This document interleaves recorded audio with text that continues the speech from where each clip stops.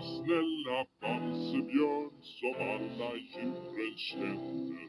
Han skulle hålla stort kalas för alla sina vänner. Gamla snälla Bamsebjörn fyller 50 år i år. Hipp hurra för Bamsefar som är så snäll och rar.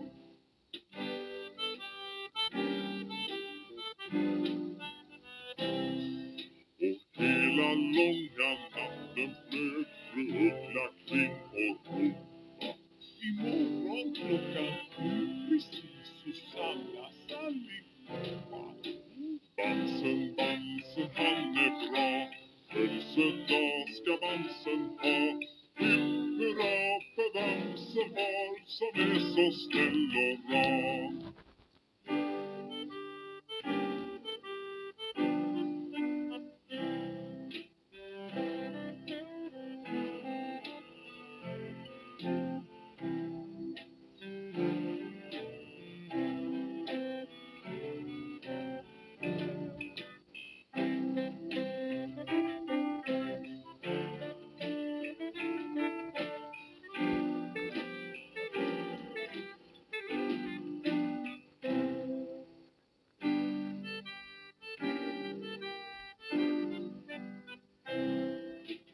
Räven skulle skaffa kött för Micke, det var kocken.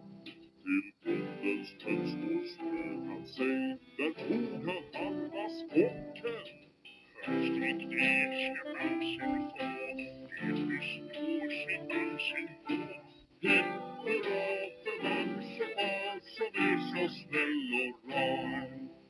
Hipp hurra för Bamsefar som är